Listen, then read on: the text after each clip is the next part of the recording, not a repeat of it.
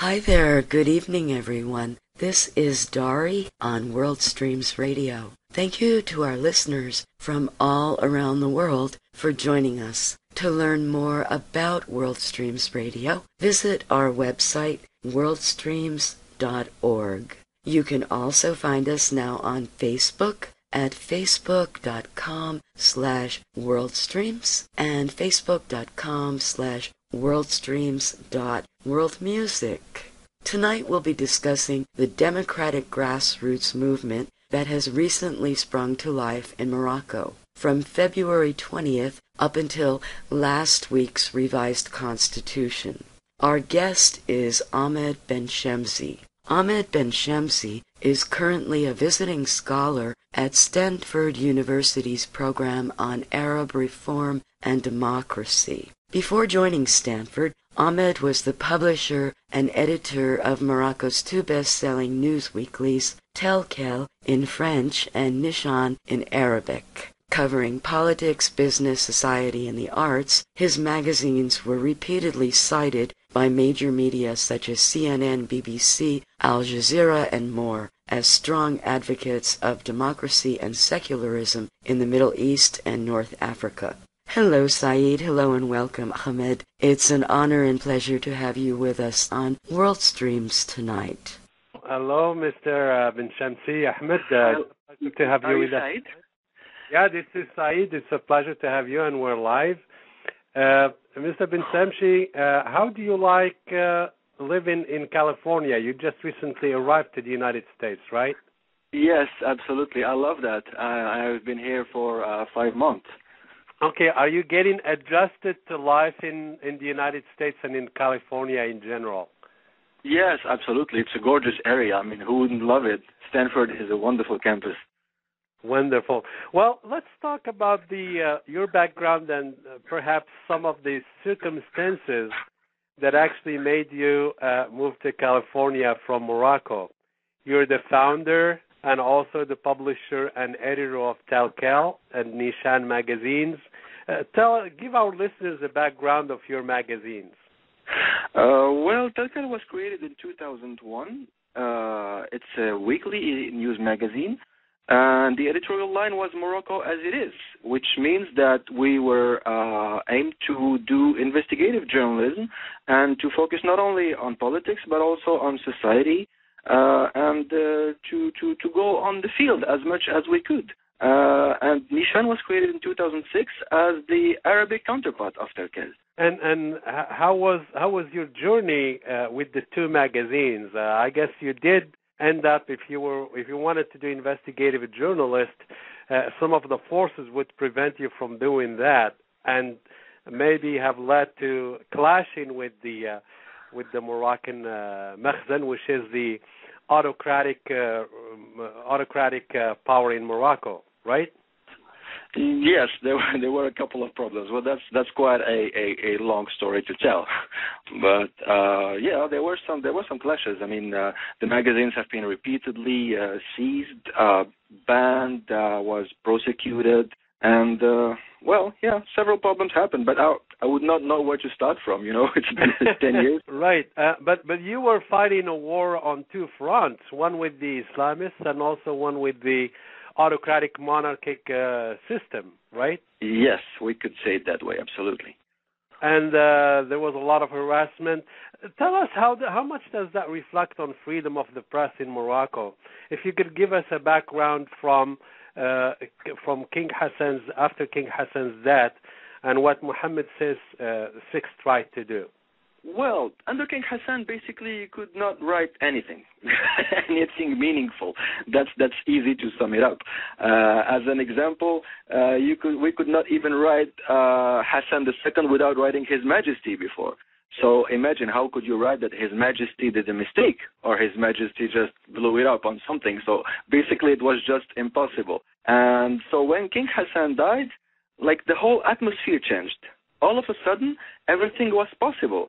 And the press code was the same, because the press code was very restrictive, and it was mainly impossible to write about 3 topics, which were the official motto of the monarchy, Allah, Al-Watan, Al-Malik, which is God, the homeland, and the king.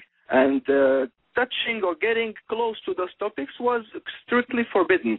But so the law was the same when King Hassan died. What we did, and by we I mean a new generation of journalists, we were in our 20s at that time, we just dared. We just tried. We said, hey, let's try it and see what happens. And nothing happened, or few things happened in the beginning. Not enough to show us that the regime, that the Mohammed VI was willing to be as repressive as his father. So we dared more and more, and we were able to publish very daring topics. Like we thoroughly investigated throughout the what is called the years of lead under King Hassan, and this worked. And our magazines and our newspapers, it was mainly weeklies, quickly outranked the traditional press at that time, which was the party press.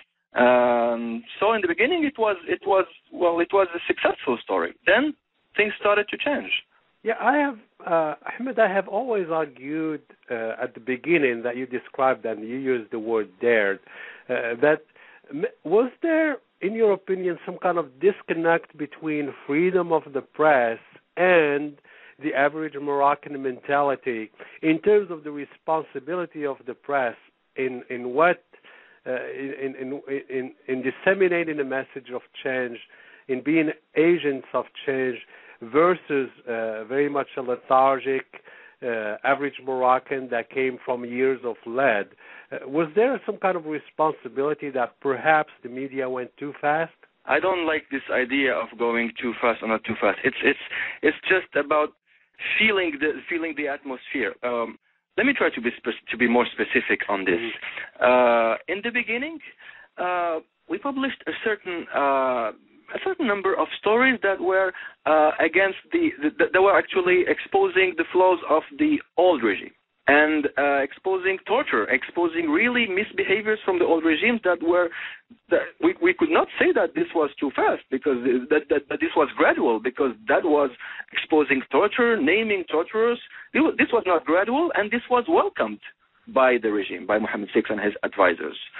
So in terms of gradualism, that was not really gradual, you see. And then we started at some point after, I could say, exhausting the vein of the old regime's flow, we started investigating that of the new one. And there, the trouble began. So it's not exactly about being gradual. It's about what are we writing about, you see? The current regime was accepting that we were addressing the flaws of the previous regime, but when we started talking about him, about the current regime, things didn't work that well. So in terms of the maturity of freedom of the press, you're arguing that there was really no problems with the level of degree of maturity, and at the same time there are no problems with the average Moroccan, if you want, Moroccan average opinion in the streets of Morocco. They were very receptive to the openness. They were very receptive to the cause of democratizing institutions. So you don't see any problem there then? Well, no, I don't see a problem within the public for a simple reason. The public was buying our magazines. And I'm not talking only about myself. I'm talking about a couple of colleagues like Le Journal Hebdomadaire and other magazines or other weeklies like that. Our sales clearly demonstrated that the public was in demand of what we wrote. So no, I don't think there is a problem. Of course, it created controversy. But controversy, on the one hand, was good for sales, so we must see things that way too. And on the other hand, it showed that we touched the nerve and that we addressed the most important topics that were to be addressed at that time. So controversy is a good thing, and I don't think that it reveals that the public was not ready. It reveals that the public was ready for debate. And debate implies an opinion and a counter-opinion. This is what I mean. So when you say the word the nerves, tell us the limits that were imposed very much on freedom of the press in Morocco after the death, obviously after the death of King Hassan. There were certain freedoms, and then all of a sudden, was it after 2003 or was it before that some restrictions were being imposed on freedom of the press? It's not. It's not a matter of restrictions. It's. I don't know how to explain this. It's a mood, you know. It's all about what's the mood of the rulers at the time the story was printed. Like, let me give you an example. In 2009, Tel Kalma magazines published a series of investigations on the king, Mohammed VI, because that was the 10th anniversary of his reign. So it was in 5 episodes. In the first episode, we profiled the king as a private man, so telling about the inner life in the palace, his family affairs, stuff like that. It was a serious investigation that revealed a lot of things. This was solved, there was no problem. Then the second issue was about his businesses and wealth. And I can tell you that we exposed his private wealth in 14 pages of figures, charts, swaths, and all. Nothing happened again. Third issue was about, if I recall, his religious role and then his political role as the number one politician in the country, outranking all the other forces. So all of this was offensive pieces of journalism. Offensive in the French term. In the French term, not in the English term. The team did offensive, but it was not offensive. C'était, daring, you see. You could say daring, yeah. Offensive in the French term means daring. It doesn't mean it's an offense. So obviously, right. I retract that. I didn't mean that in English. Okay.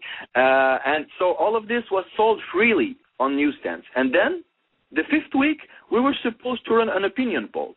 The idea was that now we journalists said all what we had to say. Let's